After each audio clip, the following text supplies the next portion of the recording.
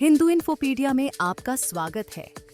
यहाँ हम हिंदू ज्ञान में निहित प्राचीन वैज्ञानिक धरोहर को उजागर करते हैं।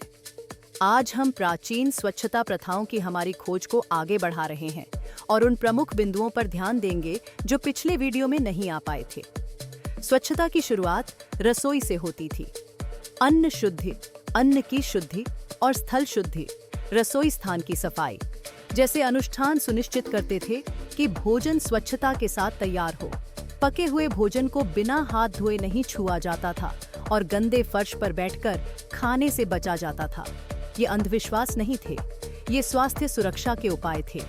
आज WHO भी अपने 5 कीज टू सेफर फूड में इन्हीं सिद्धांतों को दोहराता है। आयुर्वेद के अनुसार ऋतु बदलते समय, जिसे ऋतु संधि कहते हैं, भीतरी और बाहरी शुद्धिकरण अनिवार्य माना गया। जड़ी बूटियों से डिटॉक्स, आहार परिवर्तन और जीवन शैली संतुलन के जरिए रोग प्रतिरोधक क्षमता बढ़ाई जाती थी। यह प्राचीन परंपरा आज के मौसम आधारित स्वास्थ्य उपायों जैसे फ्लू शॉट्स और एलर्जी मैनेजमेंट की पूर्ववर्ती थी।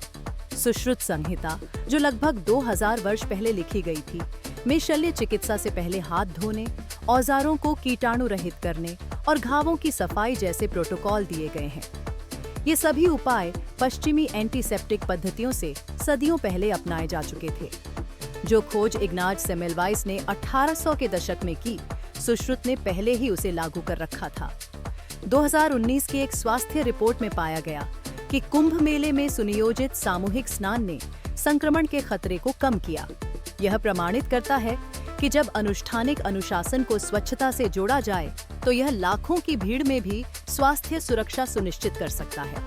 यह प्राचीन पद्धतियों को सार्वजनिक स्वास्थ्य साधनों के रूप में सिद्ध करता है। मनुस्मृति में स्वच्छता के उल्लंघन पर वास्तविक दंड निर्धारित किए गए थे। सड़कों या पवित्र स्थलों को दूषित करने पर, जैसे सार्वजनिक स्थान पर शौच करने पर 10 पन का जुर्माना लगता था। यह अंधश्रद्धा नहीं थी, बल्कि प्रारंभिक पर्यावरणीय कानून व्यवस्था का हिस्सा था, जो सार्वजनिक स्वास्थ्य की रक्षा करता था।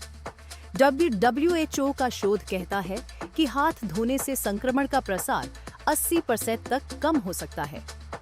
CDC और ACOG की मासिक धर्म और प्रसवोत्तर स्वच्छता की गाइडलाइंस आयुर्वेदिक शिक्षाओं से मेल खाती हैं। NIH और अन्य आधुनिक अनुसंधान यह प्रमाणित करते हैं कि नीम और हल्दी जैसी औषधियों में रोगाणुरोधी गुण होते हैं, जो हिंदू स्वास्थ्य परंपरा में रोजमर्रा का हिस्सा रहे हैं। ये सब केवल परंपरा नहीं थे, ये संस्कृति में गूंथी हुई चिकित्सा विज्ञान थी। हिंदू स्वच्छता परंपराएं केवल शरीर तक सीमित नहीं थीं। वे परिवारों की सुरक्षा करती थीं, भीड़ का प्रबंधन करती थीं, नदियों की रक्षा करती थीं और यहाँ तक कि आधुनिक स्वास्थ्य प्रणालियों का अनुमान भी लगाती थीं। ये परंपराएं कभी मिथक नहीं थीं, बल्कि सांस्कृतिक रूप में निहित निवारक चिकित्सा थी। यदि इस वीडियो ने आपका ज्ञान बढ़ाया हो तो इसे लाइक करें, दूसरों के साथ साझा करें और हिंदू इन्फोपीडिया को सब्सक्राइब करें। आइए साथ मिलकर हमारे आध्यात्मिक और वैज्ञानिक विरासत को और गहराई से समझें।